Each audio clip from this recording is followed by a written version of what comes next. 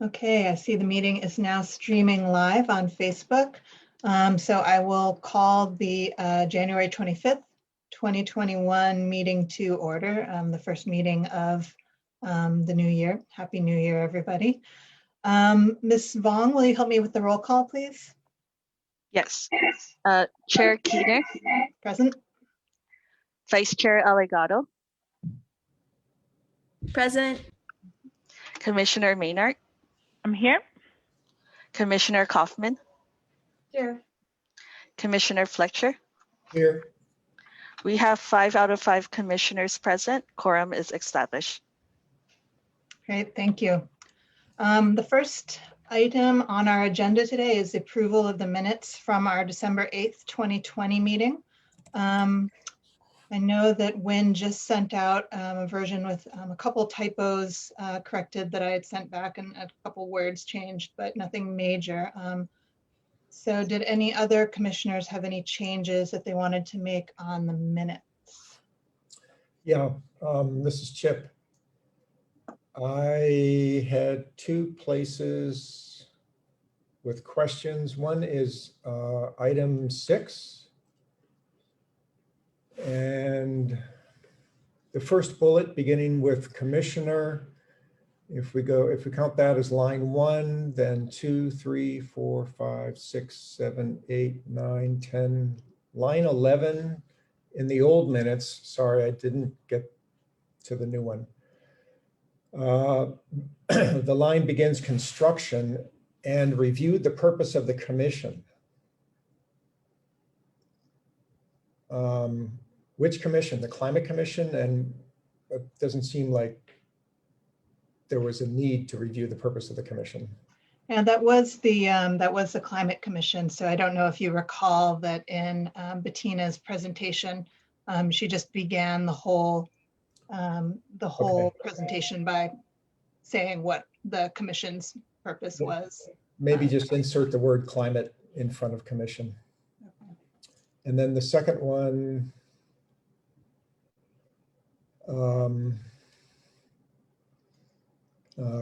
further down, comments and public testimony that followed. Item 6. At the bottom of item 6, 3 lines up, actually beginning the 4th line up, it says prevent the increase in affordable housing. Probably that means prevent the increase in the cost of affordable housing. Yeah. Mm-hmm.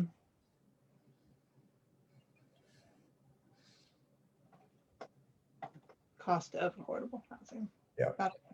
That's all. All right. Thanks, Chip. Thank you. Any other changes from other commissioners?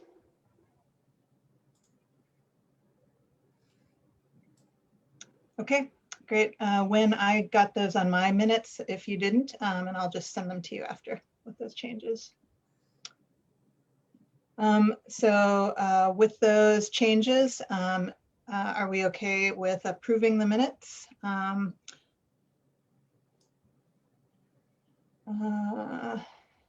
I move to approve the minutes. Do you want a motion? Yeah, I always forget if we need a motion to approve the minutes or not, or if they can just be passed with given changes. If there are no objections, the minutes are approved. There we go. Thanks, Wynn. One of these days I'll remember. All right, so the minutes are approved, and let's move on to our next agenda item, which is the report on activities of the Office of Climate Change, Sustainability, and Resiliency. So we'll hear from our new city director, Matt Gonser. Hi, good afternoon, everybody. Yes, thank you, Victoria, for that, or Chair and members of the Commission. My name is Matt Gonser, and pleased to be able to join you today in the new role as Executive Director for the Office of Climate Change, Sustainability, and Resiliency. I've been a staff member and the Coastal and Water Program Manager since October of 2017. So again, I'm pleased to be able to help steer us through this next phase and continue the important work, additionally supported by the kinds of products and information that the Climate Change Commission is able to offer to the administration, our office, city council, etc. So hopefully you are all signed up for our office distribution and received a lot of exciting announcements since the last Climate Change Commission meeting. A couple of bills, important bills that are related to the resilience strategy and the actions therein passed, as well as an important bill related to our office's duties and responsibilities. That bill ultimately signed into ordinance as Ordinance 20-47, further defined the general concept of the office that's in city charter, and further established specific programs of work within the office, as well as a couple of important policies that are related to some of the other updates. So in particular, there's a new energy and/or climate action policy that basically puts now the city in lockstep with the state's climate action goals and net carbon negative by 2045, as well as ensuring that we drive transition in our own city fleet by 2035. And that's also where it further defines now the obligation to create a climate action plan and the process for adoption and updates of that climate action plan. So related to that, the city's first ever draft climate action plan was released at the end of December and has been open for public comment and remains open for public comment through the end of this month, or the end of this weekend, I should say. And then actually next week, Tuesday, the 2nd of February at 10 a.m., there is a public meeting to share out an overview and a summary of the draft climate action plan, as well as responses to any of the comments received so far, and receive any additional information that participants are able to share at that time. The intention is to then quickly review and incorporate any of the appropriate edits or revisions for finalizing that plan. And the ordinance also identified how that plan gets adopted. So the administration will present the final proposed climate action plan to City Council, and through one reading and via resolution, they have 90 days to adopt the plan, or it actually becomes the city's climate action plan. They have the ability to approve or disapprove, I should say. So we're excited about that. Please, there is an opportunity if you're inclined. I believe Wynn has been putting a lot of the links in the chat where you can offer your comments on the draft plan, as well as learn where you can sign up to tune into the meeting next week, Tuesday. The other project update I wanted to make sure you're all aware of is the city's Climate Ready Oahu initiative. So if the CAP is all about charting our emissions and pollution down to zero so that we don't have to do as much adaptation, the Climate Ready Oahu recognizes that even if we stopped all of our pollution today, there's so much baked into the system that we'd still have to prepare communities for change that is coming to this island. So we are conducting round 3 of community workshops this week, Wednesday at 4:30, Friday at 11:30, and Saturday at 8:30. And each of those offerings are the same content, so interested participants only need to attend one session. And we're really now entering phase 2 of that work, which is honing in on actual actions to address the climate hazards that were prioritized in the first phase of the project. So again, Wynn provided the link to the project page where you can put those in your calendar or help to spread the word. Another thing that's very exciting and is happening tomorrow, actually, this relates to Resilience Action 13, which is all about the FEMA National Flood Insurance Program Community Rating System. This is an incentive-based program, basically where communities or municipalities that document and demonstrate sort of above and beyond minimum standards of the National Flood Insurance Program, and we document that information as approved by FEMA, provides benefit to policyholders. So flood insurance policyholders can ultimately receive discounts on their annual premium. Currently, 50% of the state is participant, meaning that Hawaii County and Maui County are participating communities, and at their ranks, actually, they realize 15% premium reductions annually for policyholders. We are in the process of developing an application, and tomorrow actually is our pre-screen verification visit with the FEMA representative. So we're really pleased to be at this point in the project. And actually it helps not just advance a resilience strategy, but also advances specific content within the Coastal and Water Program Manager of that bill that was signed into law at the end of last year. So if all goes well, come October 1st, which is our region's cycle for certification, again, if all goes well, City and County of Honolulu will be a new participating jurisdiction within the community rating system. And then maybe lastly, before offering it back to the commissioners for any questions, obviously updates on personnel might be of interest. So with my stepping out of the program manager role, we have a vacancy in the Coastal and Water Program Manager. We had an open call for applications that concluded last week. We have a great cadre to review and candidates to evaluate, and we hope to move on that very quickly. Similarly with the deputy director position, we're in process of engaging with candidates and ultimately making a recommendation to administration for that position. And then potentially also trying to find another communications and outreach manager. You probably all remember Molly, who for a very long time was supporting the new needs and initiatives with the COVID response effort. She ultimately fully transitioned to the Office of Economic Revitalization. So there's definitely a need to find more capacity in that role. As we know, communications is critical for all of the work in front of us, and we want to make sure that we are as responsive to those kinds of needs and opportunities as we can be. So that was a very quick update. We're pleased that there's a lot of continuity in the work, but obviously things like the climate action plan and then the adaptation strategy really help present sort of a work plan and opportunities moving forward in the new administration. Thank you. Thank you, Director Gonser. Were there questions or comments from the other commissioners for Matt?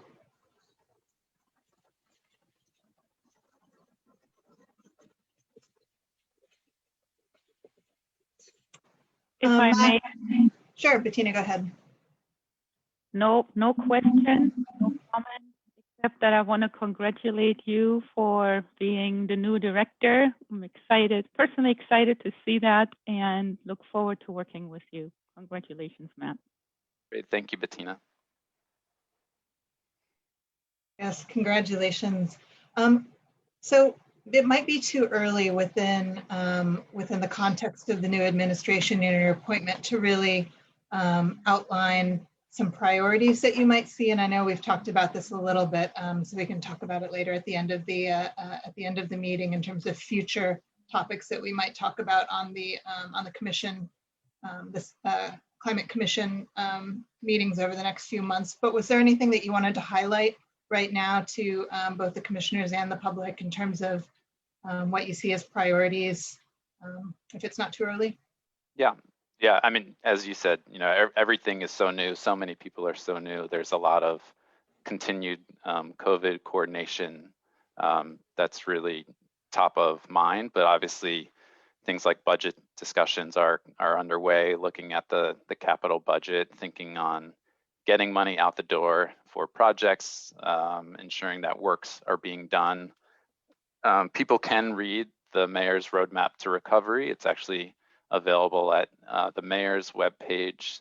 Perhaps Wynn can assist on getting that into the record as well, just to get a general sense of the flavor of ideas and direction that departments will be working towards. There's obviously a big need to ensure that we are attuned and tapped into any potential federal funding support which is something that our office has already helped coordinate quite a bit to date, especially through the federal, through FEMA and the Hazard Mitigation Grant Program, but looking at other opportunities to drive action on the Climate Action Plan, as well as thinking about the infrastructure needs and helping community also see action being taken is going to be really critically important in the whole realm of all these adaptations and strategies. The other big items that they are stressing to new directors and departments is ensuring really in lockstep coordination with the state. We know oftentimes there's jurisdictional questions and things that we either need to advocate up or learn about from the state. So it's really great to see some of the other agenda items presented here. As we know, coastal issues is really one of them, and there's been no shortage of stories and state agencies or city agencies identified as either helping or hindering progress depending on where an individual stands on an issue. So really trying to find the ways forward with all of these and trying to turn the strategies into actions. That's the priority right now. And I think having a better sense on sort of the calculus or the consequences of actions or inactions are going to be really integral to any of this going forward. Great, thanks, Matt. Yeah, definitely some good agenda items with coordinating with the state today. So that's good to hear. Were there any more comments or questions from commissioners?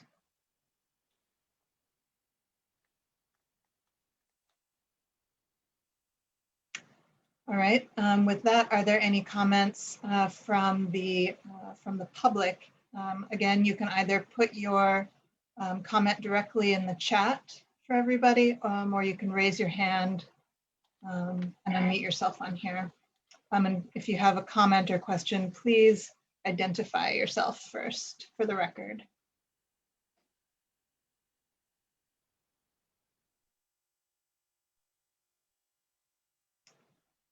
I'm scrolling through the pages and I'm not seeing anything. If anything pops up in the chat, we can come back to it, but I don't believe there are any questions from the public. So thank you, Matt. We look forward to working with you. Thank you, everyone.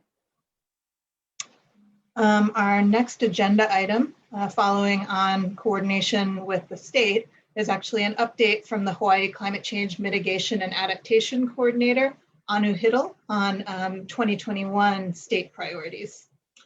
So Anu, let's turn it over to you. And I'm not sure if you have slides or if you'll just be speaking. Yeah, I just have one slide really.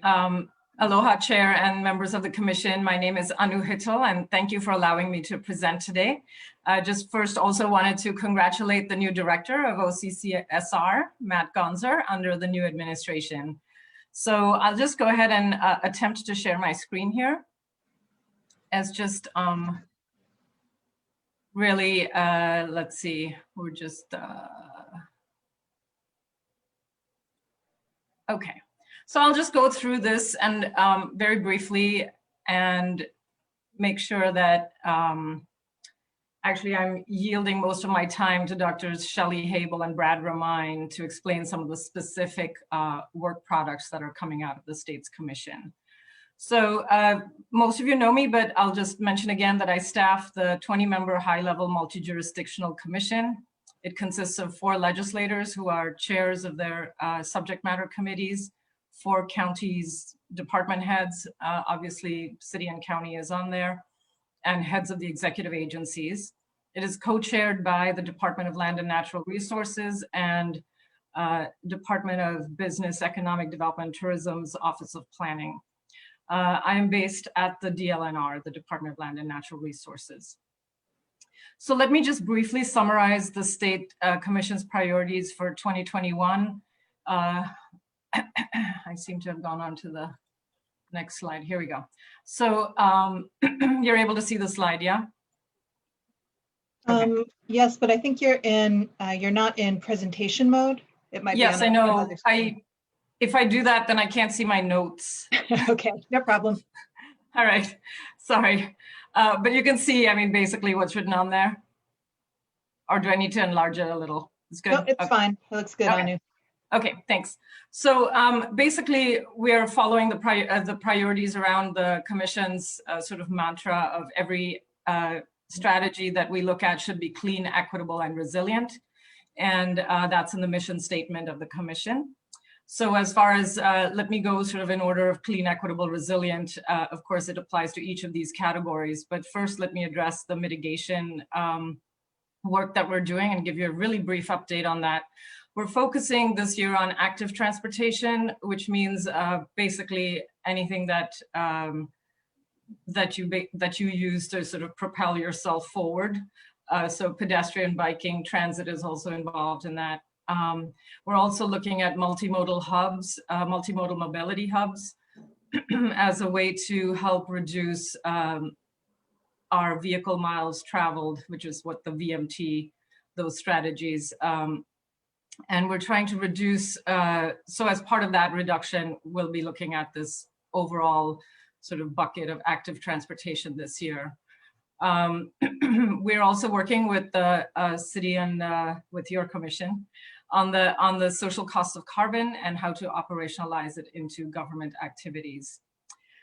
On the equity front, we have our first Climate Ready Hawaii AmeriCorps Vista cohort. And all of this is under our Climate Ready umbrella. So the mitigation, the equity, adaptation, all our work is under Climate Ready Hawaii, which was sort of I guess, a brand name or whatever you want to call it that was approved by the state's Climate Change Mitigation and Adaptation Commission in 2019. We have 6 Vista in 4 offices, and they're each working on climate change, equity, and the focus of that particular office or department. So they're at Department of Health, at Office of Planning, at the State Energy Office, and at DLNR. For our adaptation work, we are looking at developing a framework for resilience using nature-based solutions and a biocultural approach. Into this, we are adding also climate risk into this larger bucket of adaptation, climate risk to physical infrastructure, actually hiring currently for a position, a 2-year position with our partners at the East-West Center. And most recently, we have developed guidance tools to operationalize the sea level rise report's recommendations. So these tools address agency requests and priorities statewide and are developed through close cooperation between our state departments, the counties, and the university. And our UHC grant partners, Drs. Habel and Romine, will update you more on some of the specifics that were recently released. And lastly, we also take communication very seriously. We are hoping to keep you informed through, hopefully you'll invite us back for more updates at your meetings, but also I would like to point out that we have 2 websites. One is climate.hawaii. I'm sorry, it should be not org, but gov. And it's, so I'll give you those here. Yeah, it's climate.hawaii.gov. And then we have another one where we are particularly partnering with various agencies and departments and focusing on sea level rise issues, and that's called koloaiki.org. So that's our little baby koloa, which is the native Hawaiian duck. We also have a very active Instagram and Facebook account. And if you would follow us on those, they will give you sort of a window into our workings throughout the year.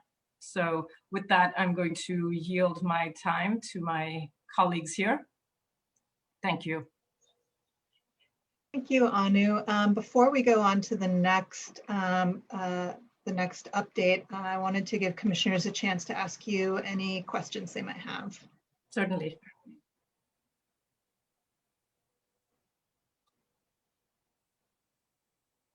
Managed to put everyone to sleep? And if there are no questions from commissioners, last chance. We can go on to any questions for Anu from the public. Again, feel free to put it in the chat or to raise your hand on the interface, or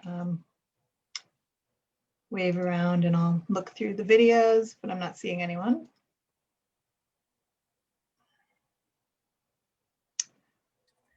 All right, gone. Thank you, Anu. Thank you. And with that, we'll go on to our next agenda item, which is an update from Dr. Brad Romine and Dr. Shelley Habel on the sea level rise guidance and tool, which is an exciting new tool. So I'm not sure, Brad, if you're going to be screen sharing during this one. Yeah, aloha, Chair, Commissioners. Yeah, I'm going to screen share, and Shelley and I are going to share the presentation together, go through it together. So just a moment, I'll pull up my slides here.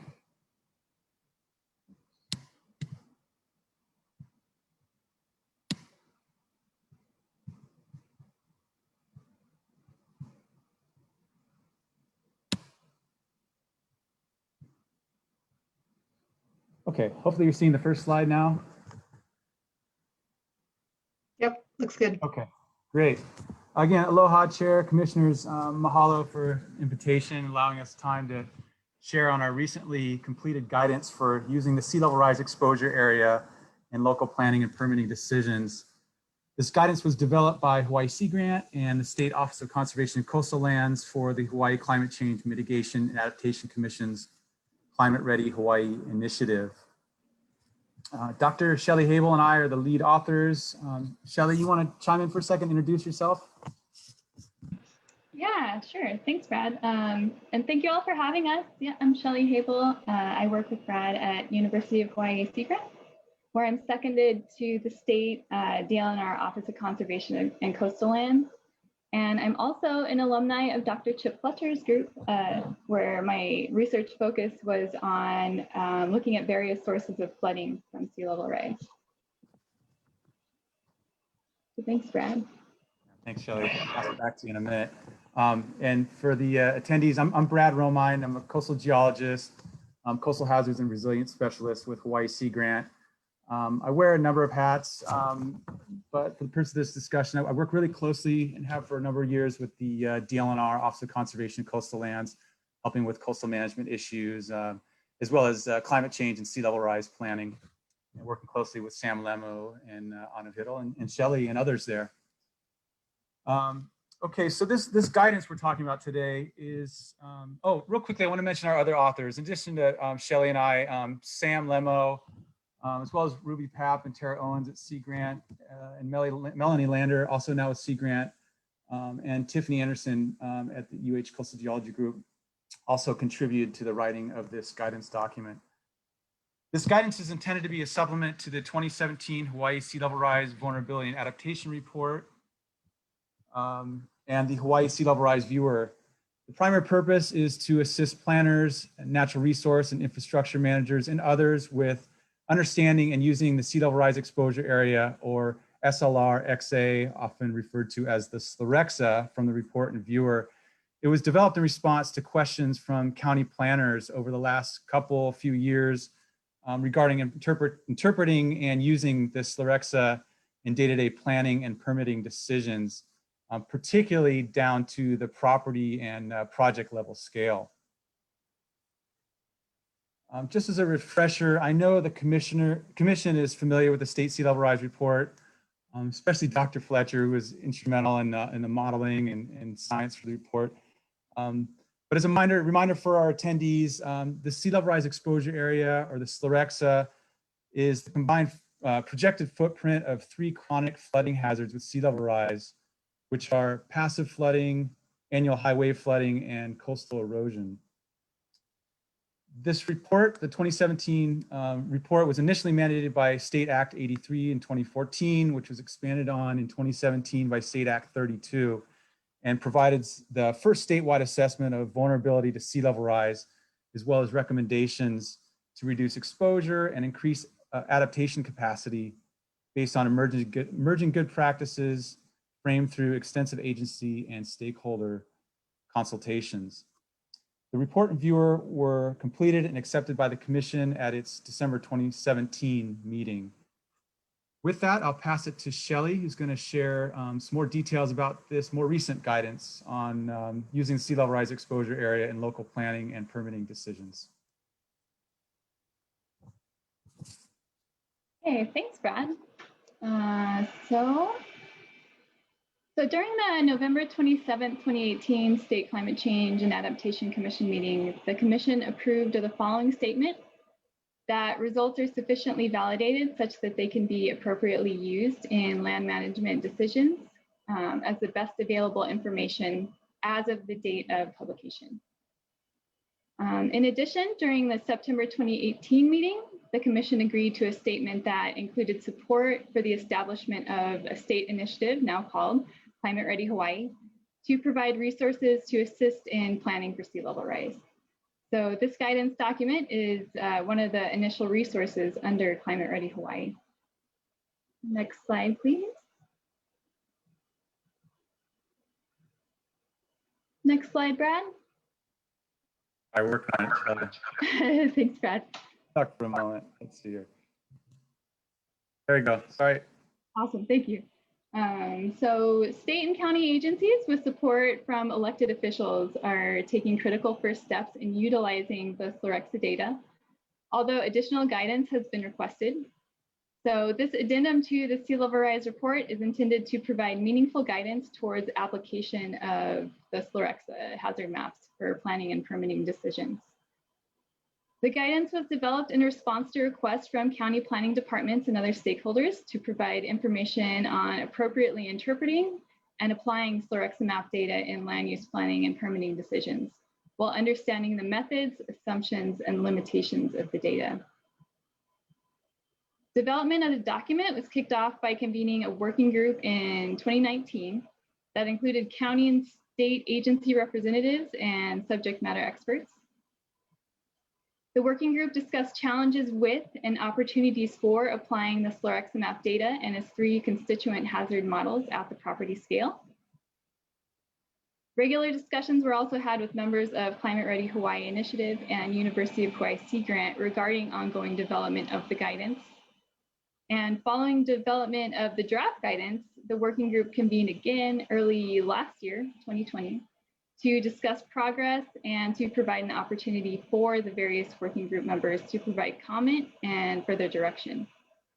And feedback generated from that discussion, including 49 individual written comments, were subsequently included in the final draft of this guidance. Next slide, please. So the contents of the document are intended to address the following needs and challenges posed by the working group and others, and includes a thorough discussion of combined and individual Slorexa models, including assumptions and limitations regarding the passive flood layer, the annual high wave flooding layer, and the coastal erosion layer. And also a layer that illustrates the 1% annual chance coastal flood zone augmented with 3.2 feet of sea level rise. And this layer is included to provide a supplementary data set for considering less frequent but more severe coastal flood events with sea level rise, and was originally modeled for future flood hazard assessed as part of the 2018 Hawaii State Hazard Mitigation Plan. Next slide, please. So the document also includes guidance for incorporating the Slorexa in land use plans and policies, guidance for interpreting and applying the spatially variable Slorexa data,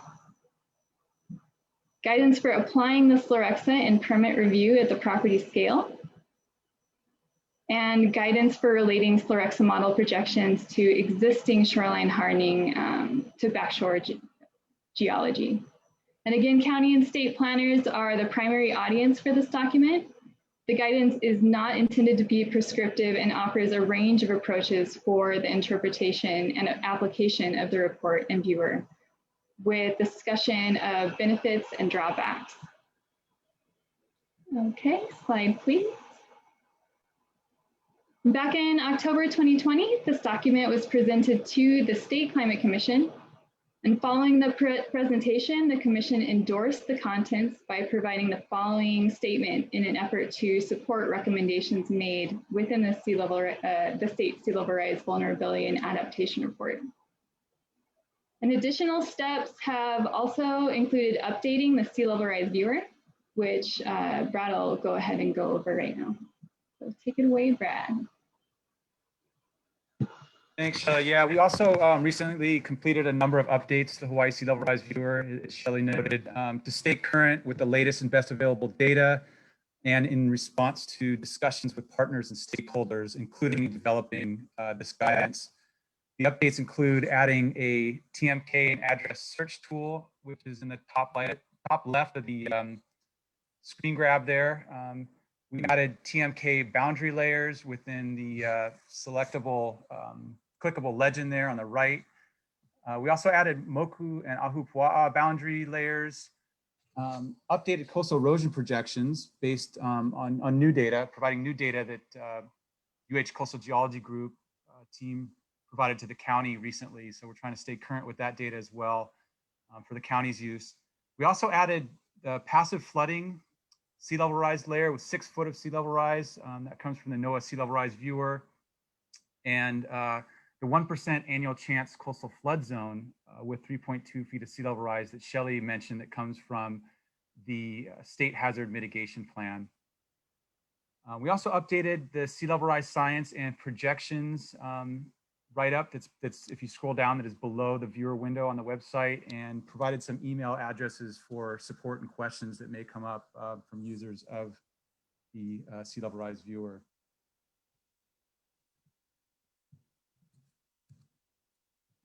Okay. In addition, I'd also like to thank Diana Lopera, our climate change communication specialist, who's an AmeriCorps Vista, presently working with us through State DLNR Office of Conservation Coastal Lands, for her work in developing this online sea level rise guidance tool that I'm showing you here. This is intended to be an additional online supplement to our guidance, walking users through the Sea Level Rise Viewer and Slerexa layers, including locating the site of interest and beginning to interpret and consider the different hazard exposure types within the Slerexa. Another guidance that I want to share with you is we completed in 2020 in partnership with State DLNR and the State Office of Planning with funding from NOAA. This is our guidance for addressing sea level rise and community planning in Hawaii. The focus of this document is on county general and community plans as a critical entry point for sea level rise planning and adaptation. It was also developed through extensive input and review from planners in each of the counties.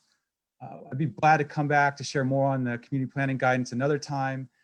And if city DPP agrees, maybe we can share some on our related ongoing work with the city on climate change and sea level rise considerations in ongoing community plan updates. This guidance is available at the state and Sea Grant websites listed in the slide here. So mahalo. Shelley and I'd be glad to take some questions if there's time remaining. We've also included email addresses here if folks have questions, want more information following the presentation. Be glad to chat with you that way too. Thank you. Thank you, Brad, and thank you, Shelley, for that. If anyone's looking in the chat, Win and Anu have been dropping some links to the adaptation sites, the Sea Level Rise Viewer, the guidance tool updates, all in the chat there. So you should go and check them out. Are there any questions from the commission for Dr. Romine and Dr. Habel?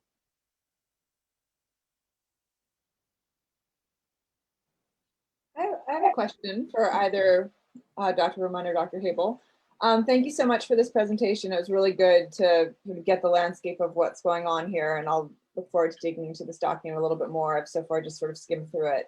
But I'm wondering what kind of feedback you've gotten from county planners.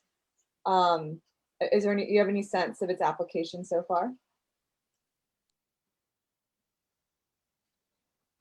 Yeah, as I mentioned, one example, we're working with the city right now with their consultants, their lead consultants and long-range planning folks to update some other community plans. And I was pleased to hear from the planners working on the primary urban center development plan update that they've been looking at the guidance and are maybe considering including one of the figures from the document. It's kind of a basic flow chart about how to consider the overall Slerexa and then the individual models within that, within Urban Center Development Plan. We'll see if that makes it into the final, but I'm pleased to hear that folks in the city are reading it. Yeah.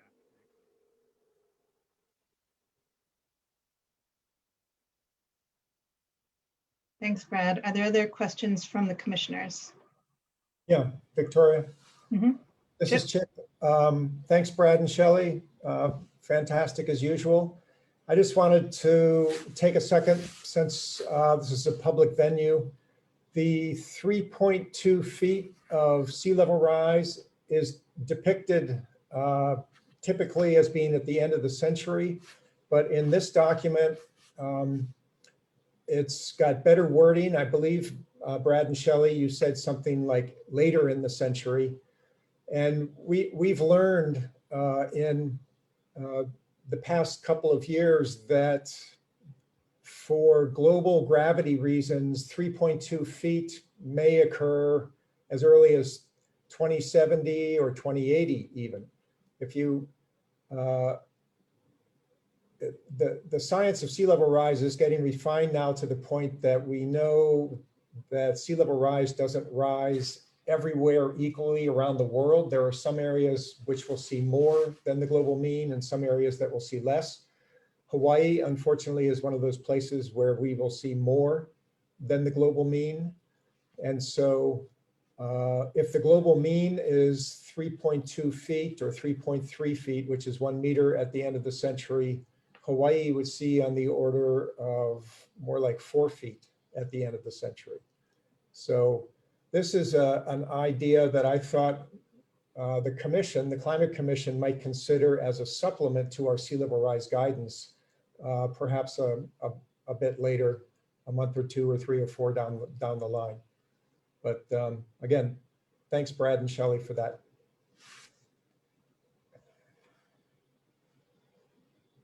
Thanks, Chip. I'll just mention that we did include an appendix in the guidance that includes some updates on sea level rise science. And thank you, Dr. Fletcher, for your review on that part. Appreciate it. Thanks, Chip, and thanks, Brad. I had a question, just kind of at a more holistic scale. How much of these guidances are, what is the, I guess, what is the mandatory versus voluntary nature of using this kind of information in planning and permitting at both state and county levels? If you could kind of speak to that.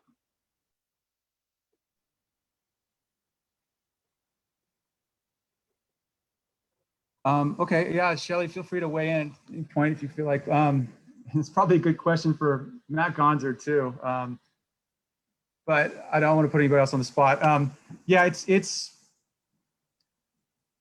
voluntary at this point. I think we're still waiting for the regulations to catch up, but we're going to hear from the State Office of Planning next, I believe, about some recent updates to the Coastal Zone Management Plan, or excuse me, the Coastal Zone Management Act that now increased protections for beaches and language about seawalls and things like that. So I think statutorily the requirements for sea level rise planning are increasing. I'll also mention there's now rules within under Chapter 343 for environmental assessment requiring consideration of climate change as well as sea level rise, and with major projects needing an EA or EIS. So I think we're seeing growing statutory requirement for that, but the nature of the writing this guidance, I mean, the way we approach things with Sea Grant, it's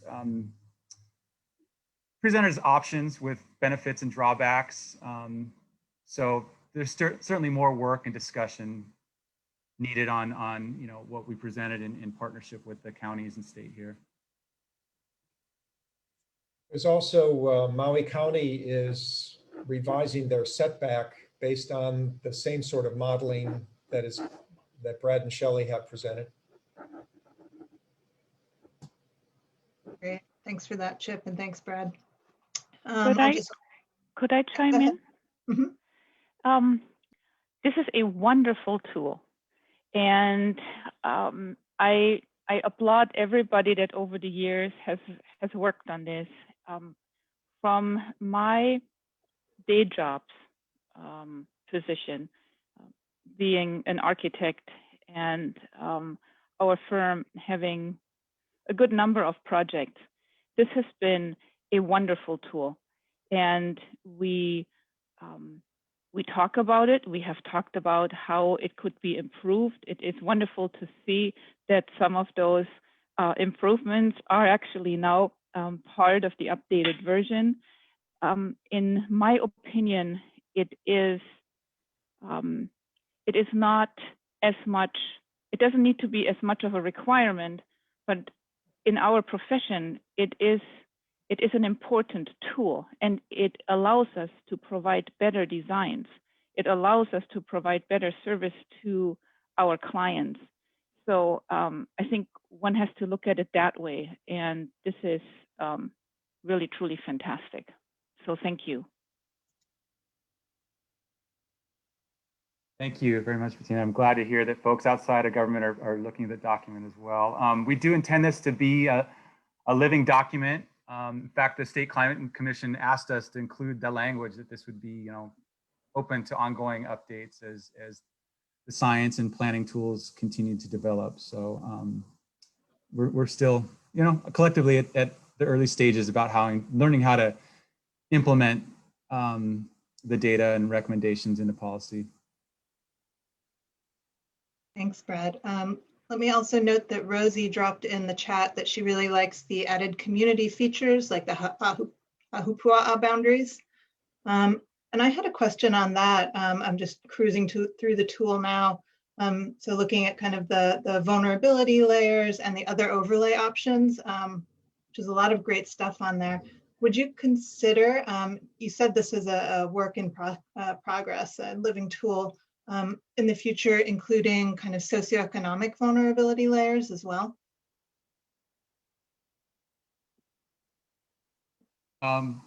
Potentially, yeah. I think we'd open to that. I think NOAA's tool has some basic layers along those lines, and we also need to continue working with Matt and the Resilience Office. The city has its own GIS tool as well now, as I'm sure you're aware. So we want to make sure we're continuing to support the counties, including Honolulu, as best we can with the state level tool, and trying to figure out where those layers are best served and how and all that. So, but I think that's a good way to expand in the future. Are there any other questions or comments from commissioners before we open it up to public comment?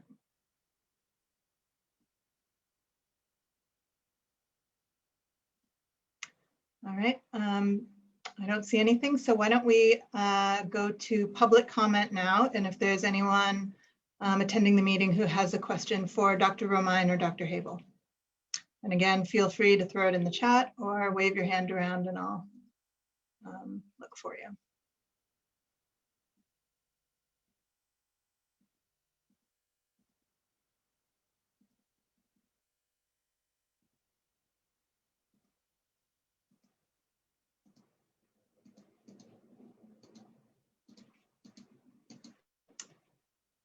And I don't think I'm seeing anything or missing anyone. So with that, thank you very much, Brad and Shelley, for this update. And we'll definitely want to keep in touch. Sorry, Chip? One more quick question. Go ahead. If Matt is still with us, I wonder if he has any thoughts about how this information can be used in the various departments in county government. Sure, thank you, Chip. Perhaps the easiest way to start is, based on the guidance, sea level rise guidance document and the climate change brief produced and provided by the Commission June of 2018, and then the Directive 18-2 that resulted requiring departments to utilize the information. This is an important additional resource, especially when it gets down from the more like programmatic early planning stages to actual review of project proposals, applications, or even thinking through our own city infrastructure planning. To Brad's point, the ultimate rules and regulations haven't yet transpired to fully incorporate all of this, but everything has been evaluated through the EIS process and the 343 rules and the updates that included sea level rise and climate change impacts as a significance criteria.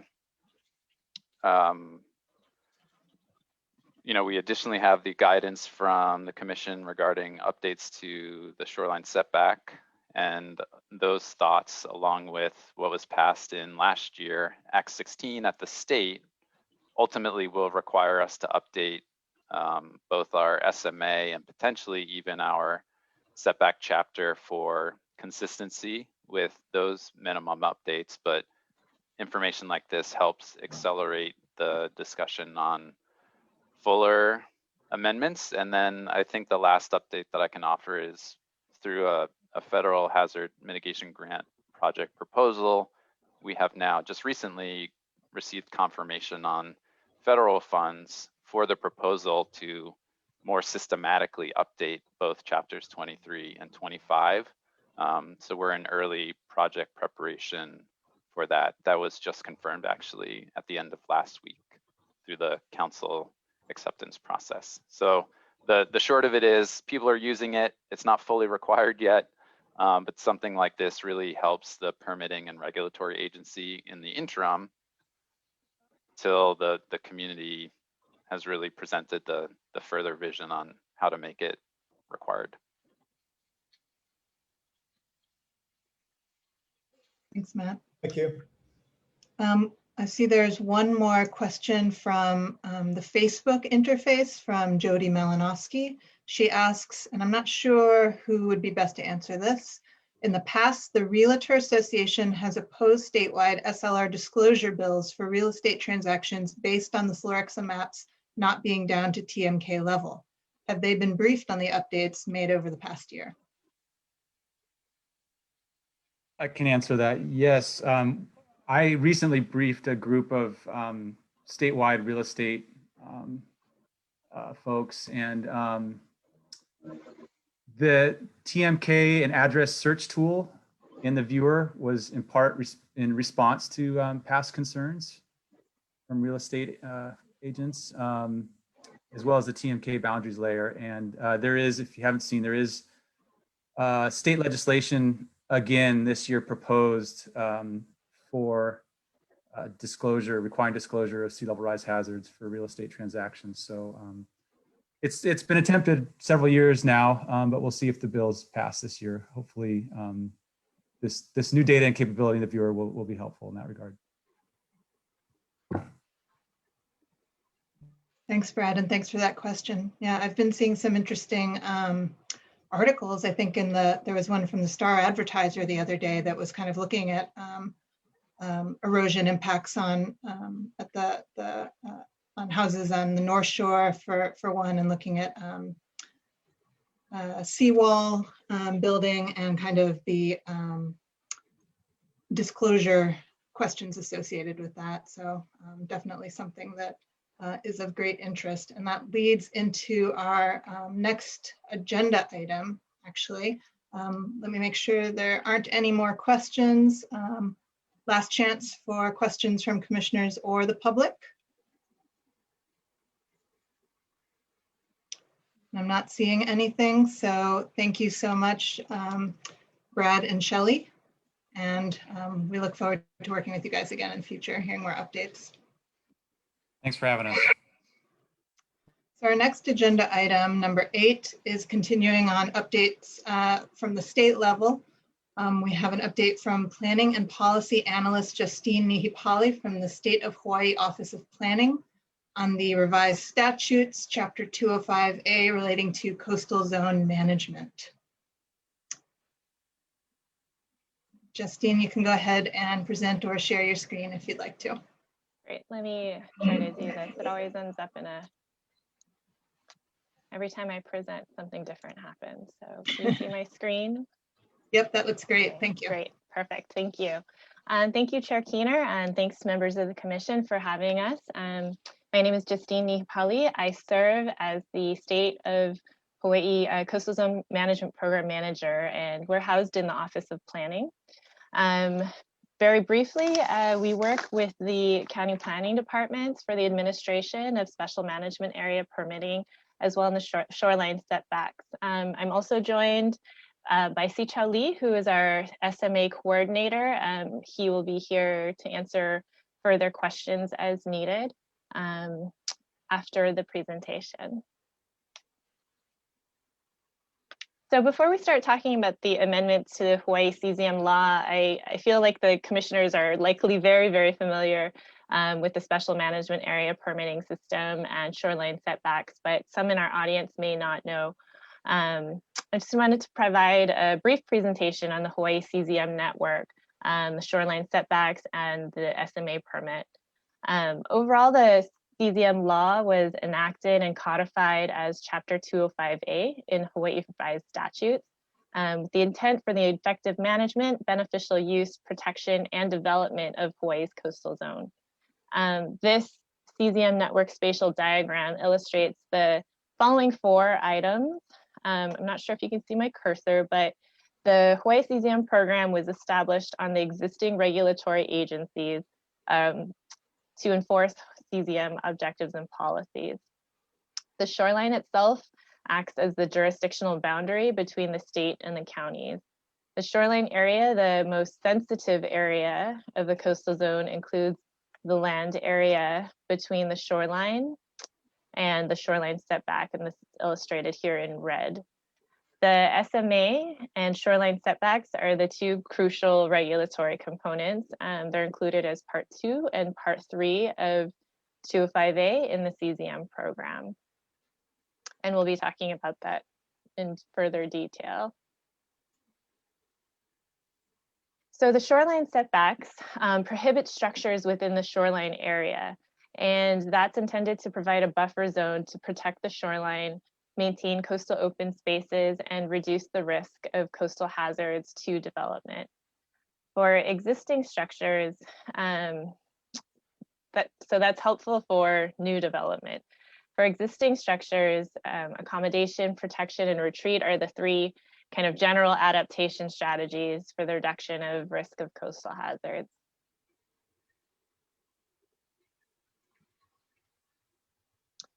Special Management Area, or SMA, is an area that extends inland from and along the shoreline, typically begins at the shoreline and extends inland to the nearest highway in most cases.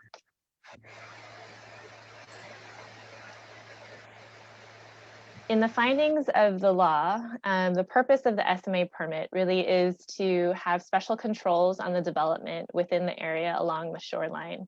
Its goal is to avoid permanent losses of valuable resources and the foreclosure of management options, and also to ensure adequate access either by dedication or other means to public-owned or used beaches, recreation areas, and natural reserves as provided. What's interesting is that the SMA permit was established prior to the establishment of the CZM program. It was passed in 1975 and was previously called the Shoreline Protection Act.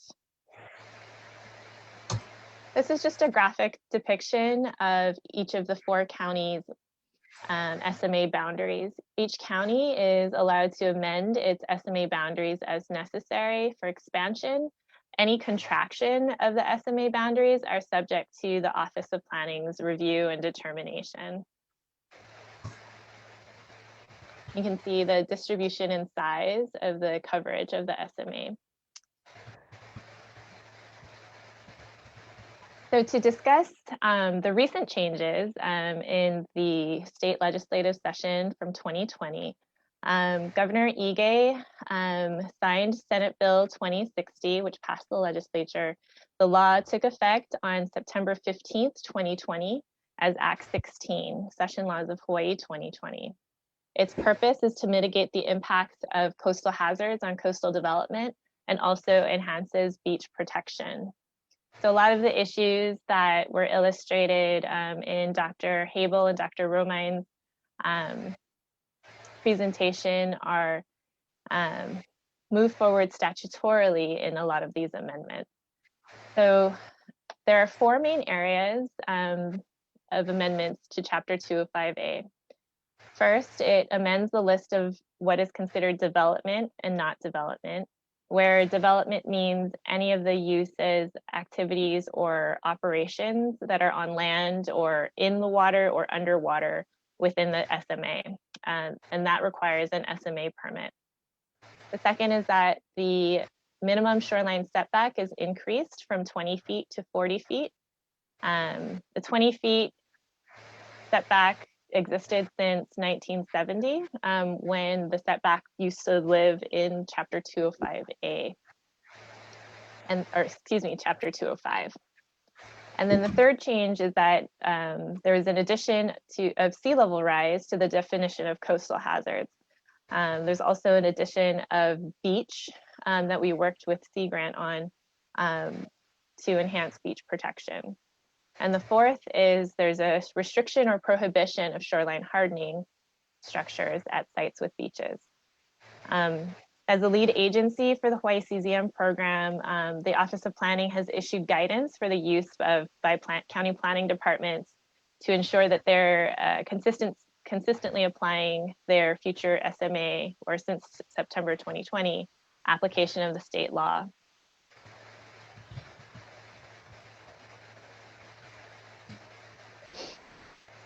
So to further discuss amendments to development. So this is a lot of the very legal technical language that's in the statute.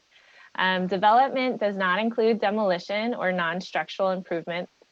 Any new development of a single family residence on a shoreline parcel, or if you're living on a parcel that's impacted by waves, storm surge, high tides, or erosion, are now defined as development and will require an SMA permit, where prior to the law update, it was not required. This doesn't include potential or projected impacts from hurricanes or tsunamis, or those that are MAUCA of sea level rise or flooding under this provision.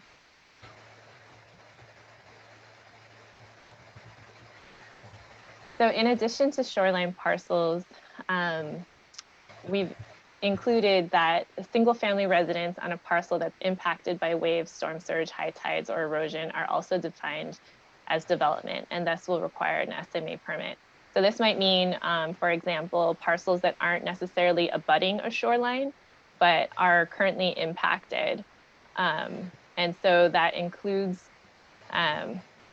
in some cases, the counties have shared with us, there are parcels that are MAUCA of a bike path, for example, and so they've been impacted by overtopping.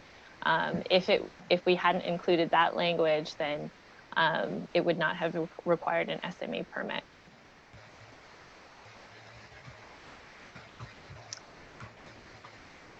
A minimum 40-foot shoreline setback is also a new amendment. We no longer allow the reduction of the shoreline setback to less than 40 feet for any shoreline parcels. So this requires a shoreline setback variance, which would be an exception to prohibited development for non-minor structures that are located within the shoreline. Still possible to get a variance, but the procedures will require a public hearing and would need to undergo HRS 343 requirements. So it's a significant undertaking. Shoreline variances may be granted for use of an existing shallow lot.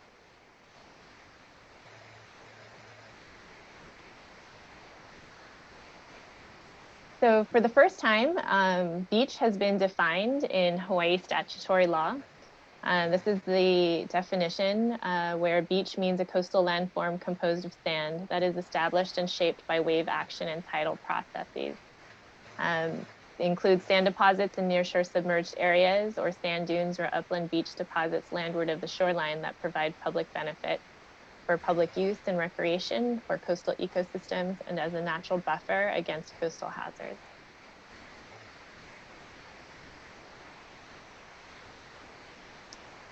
The changes in Act 16 enhance the CZM objective of beach protection and its supporting policies, as seen here.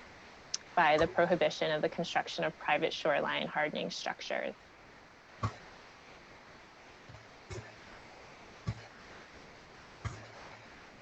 So ultimately, this means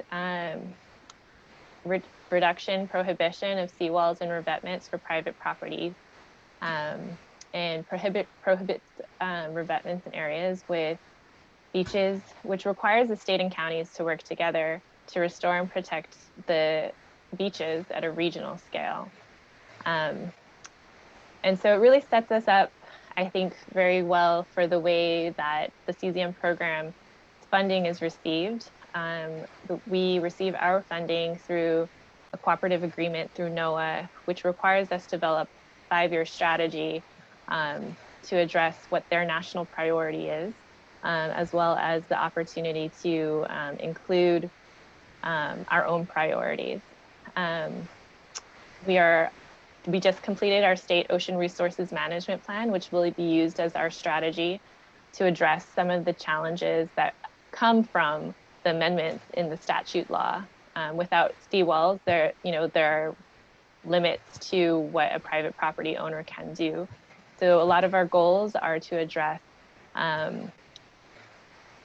those permit by permit decisions and look at regional options for mitigation to coastal hazards, beach restoration.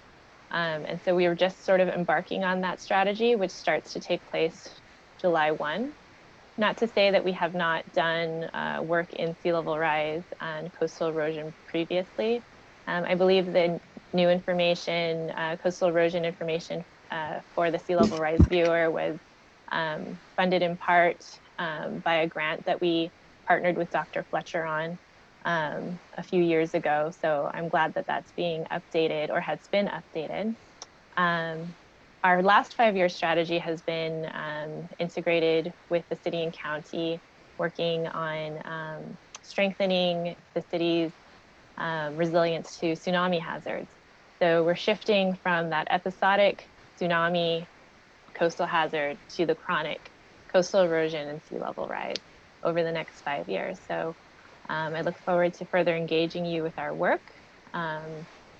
And I will just conclude with opportunity for any questions. Thank you guys so much for having us. And we'll stop there. Thank you. Thanks, Justine. That was full of information. Are there questions from the other commissioners about the 205A update? Chip? Thanks, Justine. That was great. So these changes will have to trigger various types of changes at the county level. Has that discussion started informally? And is there a formal venue where the counties can get together and talk about how they change their CZM practices in light of this? So we meet with the counties on a monthly basis, and this has been a topic of discussion for how to apply CZM law into their decisions. We have issued the planning department's guidance.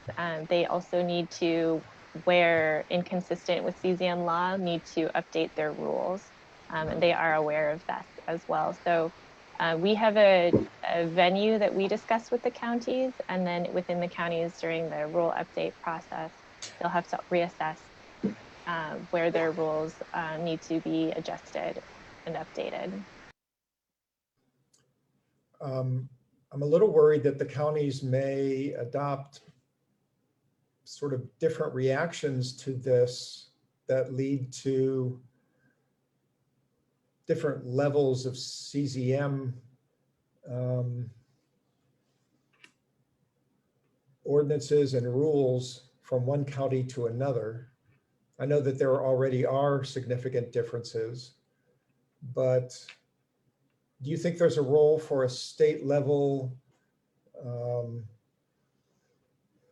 episode where all the counties come together, maybe other than your monthly meetings, something that is more formally dedicated to these changes in 205A and how they could translate to the county level, so that the counties are all aware of what each other are doing and what their thinking is? I guess I'm not too clear on the distinction between, this might be, more of an informal conversation offline, but I'm not quite too sure about the distinction between the two. We do talk about implementation at our monthly meetings. And so I think I just need a little bit more clarification from you about that. We did issue guidance for them as well, and we do monitor the outcomes of those through the reporting that they provide to us. So is that guidance available? Is it online? We've issued it to the planning departments. It can be shared, but it is not currently online that I'm aware of. I've attended several of your monthly meetings. They're wonderful opportunities, but the agenda is often packed. And so I was thinking of, with multiple, maybe not multiple issues, but lots of different agenda items to get through. And I was thinking more in along the lines of a specific meeting focused directly on sharing the thinking that the different counties have, because a lot of folks at the planning departments at the county level have some great brainstorming, some great creative ideas, and sharing those, as well as thinking with regard to what are the legal constraints for implementing changes. I just see that there's a real opportunity there for a statewide cohesive and effective change that can take place because of these changes in 205A. Well, thank you for that, Chip. I think if you're talking about our ORMP meetings that you've attended, yeah, that's what I thought you were referring to. We have separate meetings with the county specific to 205A implementation as well. But that's noted. I appreciate that recommendation and comment. Great, thank you.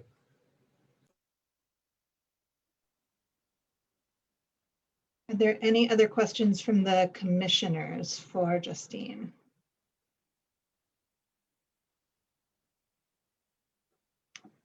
Seeing heads shaking. Great. So now I'll open it up to questions from the public. Again, feel free to put your question in the chat box or to put your hand up, unmute yourself, and I'll scroll through and see.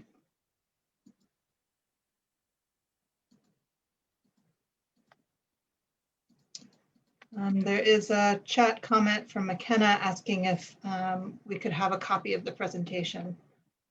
Absolutely. I'll email it to Wen. Great, that would be helpful. Thank you. Last chance for any questions or comments from the public.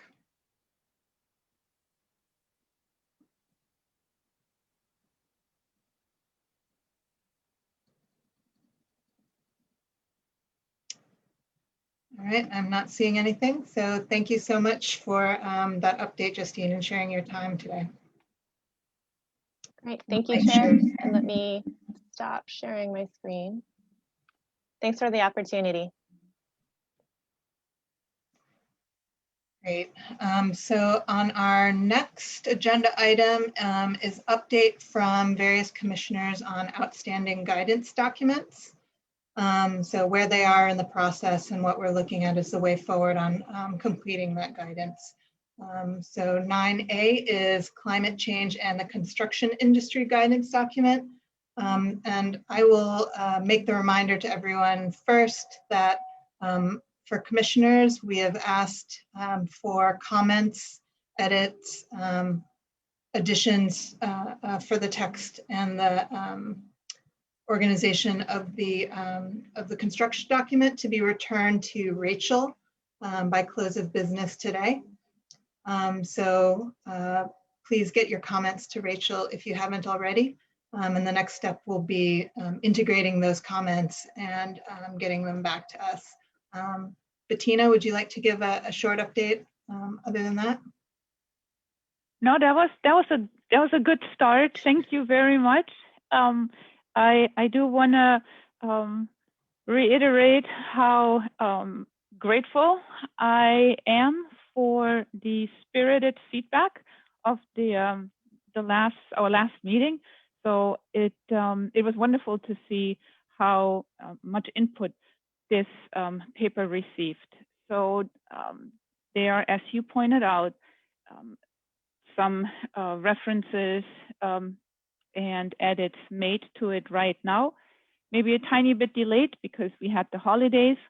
So this is hopefully all in line with what people expected. And those of you that were at this last meeting might remember that we had agreed to a bit more structured stakeholder session. And we are in the process of figuring out the details of that. This is not a small undertaking. We want to do it right. We want to make sure everybody knows about it, that wants to be there. So it's a great opportunity to have a meaningful and very important conversation. That is where we are. I also want to apologize. At the last meeting, we didn't have the correct paper posted. So this was actually quite an outdated version and not the final. But we are moving in the right direction and should be getting close soon. That is all I have. Thanks, Bettina. So once again, commissioners, get your edits on that on the correct draft of the paper back to Rachel. And we'll be proceeding with integrating comments and making any changes and then figuring out how to do kind of a more integrated stakeholder session to get feedback and include it as well. Next, I wanted to ask, I guess, McKenna for updates on the climate change brief and the social cost of carbon papers. So you can just go right through those. Sure, thanks, Vicky. So the climate change brief, Rachel's been doing excellent research assistance, and Chip and I have met with her a number of times to give her feedback on additional sections since the last time we presented at the commission meeting and got broader feedback from everybody. So I think the pen is now in Chip's hand, but then we'll go back over as a group and finalize it and bring it to the commission shortly. So I think we should probably have that on maybe not next month's agenda, but the agenda following that, if that sounds about right to you, Chip.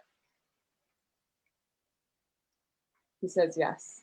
So that would be actually finalization and hopeful adoption of the updated brief? Hopefully. So because you've all seen one draft version, and I think we got a sense of the scope from that, hopefully we're taking it to final in the next couple of weeks, or at least the last tinkerings of final. Okay, so I will make a note that we'll hope for that in April, and so I'll put a kind of placeholder on the agenda for that. Okay, maybe earlier than April. I'd say the March agenda, maybe, if it's got room. Sorry, you're on mute. Sorry, I'll put it on both as a placeholder, and then we can update it as we get closer. Okay, great. And then on the social cost of carbon, we have kind of a skeleton of a draft, and I apologize. I really did sort of put that on the side because I was working on the state's carbon tax analysis, and there are many overlapping elements.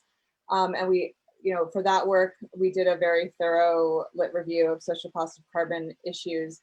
So now that work is complete, I've delivered it.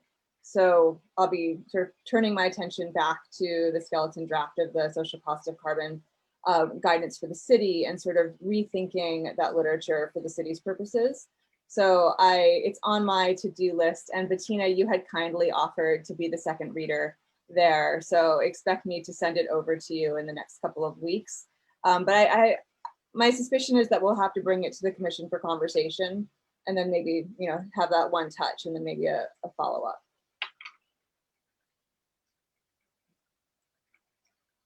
So maybe kind of the one touch in March or April. February potentially. I'll say that out loud publicly. So So there's no February meeting scheduled. oh, okay, so then March. That Yeah. one's out. Yeah, so that's right, early Maybe March. March. So yeah, maybe the one touch in March and then bring it back for a final. And Bettina, I'll send it to you in advance of that for sure. Perfect. I look forward to it. Thank you. Great. Thank you, McKenna. Were there any other comments from commissioners on the updates from outstanding guidance documents? All right, then are there any comments from the public on this agenda item?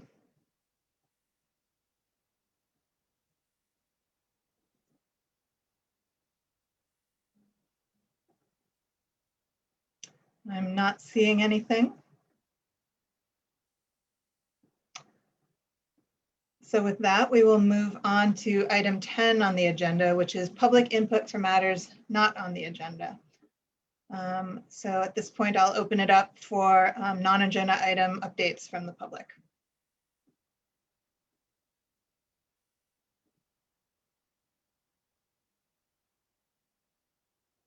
Well, thanks. This is Chris Lee. Just a quick update, I think, and really more of a question while there's an opportunity here. Yep, of course. This year, we've got obviously a bit of a different situation over at the legislature than usual as everybody's dealing with COVID. But there is opportunity, I think, to do some stuff, in particular on the transportation side of the climate equation, which has sort of always been, I think, further down the road because there were never really any super easy answers compared to the electricity sector. And so we do have a number of measures this year that would sort of rethink the way that we're addressing the majority of the emissions coming from the transportation sector. And there's a number of bills also that would deal with all the different aspects of climate integration and consideration as we develop our planning for specific infrastructure projects going forward, in the ways that we think about commuting and doing all the efficiency things that sort of modern, complete streets and other sorts of mode share might assist with.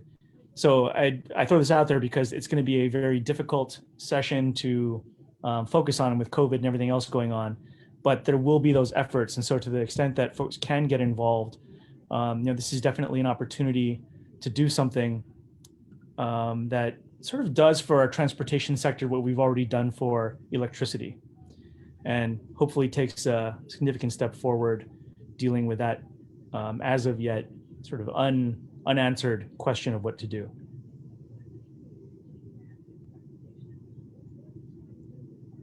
Thank you. Were there any other state level updates that you wanted to provide an update on? Sorry, you talking to me? Yep. Yeah, well, thanks to, I think, some changes at the federal level, there's obviously going to be a lot more support coming our way. So as much as it's been a difficult year, there's reason to believe that things are slowly going to start getting better. So other than that, hopefully we can trickle some of that down through the state to many of the policy discussions that we're having and distribute some resources accordingly. And realize this is, of course, a city and county effort here. I was mostly just on today to listen, and solicit support for some of the stuff we're doing at the state side, because we'll need all that we can get. But other than that, I'll let my colleagues talk on TV about what's going on. Thank you for that. Yeah, today was pretty much state day for the City Climate Commission, so we're getting in all of our state updates. Henry Curtis, I see you put in the chat. Social cost of carbon, federal investigation under Biden. Would you like to elaborate on that? Yes, the federal administration is looking at the social cost of carbon from a damage perspective, which is different than the traditional economics perspective of how much it costs to mitigate a ton of carbon. And so that's a new thing that's about to happen, about to start. Great, thank you for that. Are there any other comments from the public?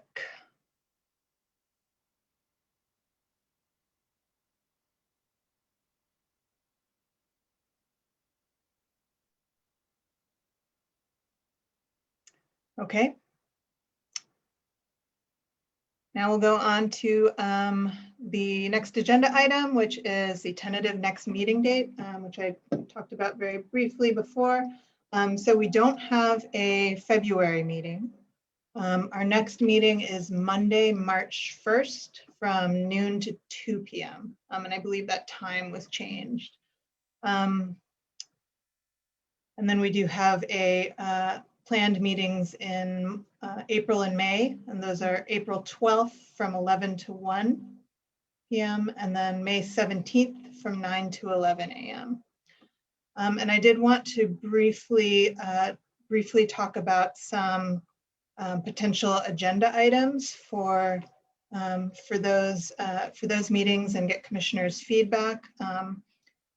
Rosie and I spoke earlier with Executive Director Gonser to talk about some potential areas to explore in the next couple months. One thing that he brought up that we were all interested in was connecting with the City Office of Economic Revitalization to get an update from the director there on kind of relevant challenges from looking at the recovery during this COVID recovery period. What we can learn from it with respect to climate change mitigation and adaptation, crisis response, any sort of kind of overall holistic lessons we can learn, including with federal procurement issues, CARES Act, things like that.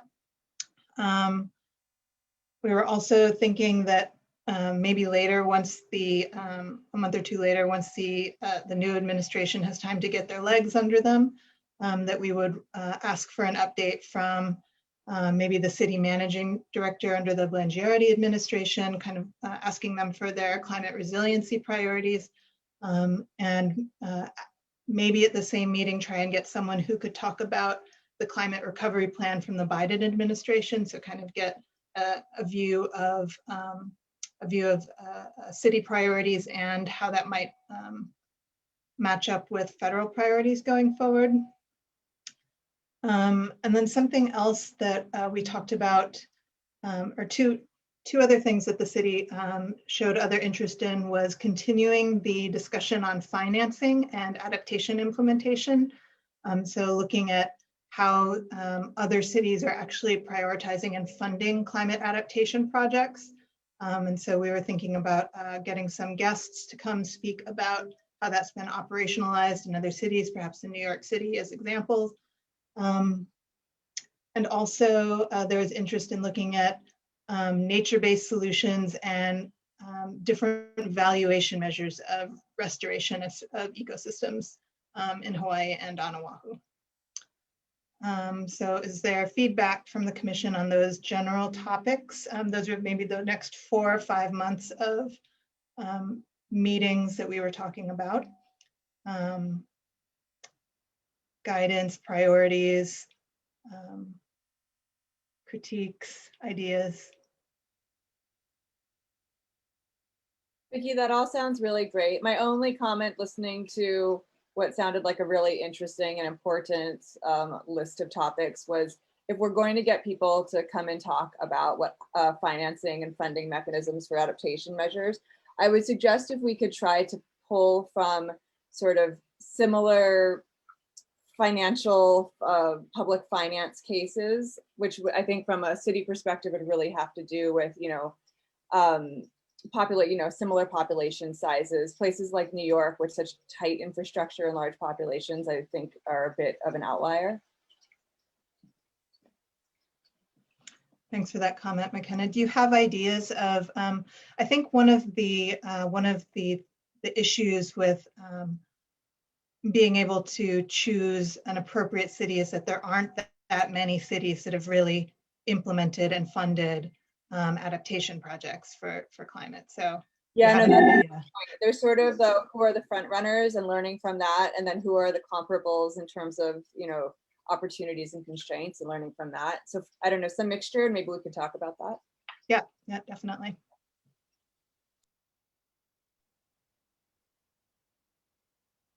Any other comments from the commission or from the public on next meetings and topics?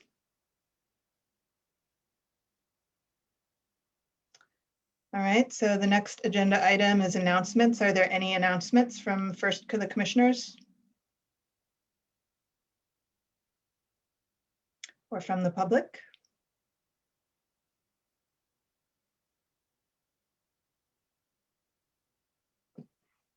All right, I'm not seeing anything. And so with that, if there are no objections, I will adjourn the meeting. Thanks, All right, everybody. no objections and the meeting is adjourned. Nice to see you guys. Happy New Year. Thank you. You Happy too. New Year. Bye. Thank you.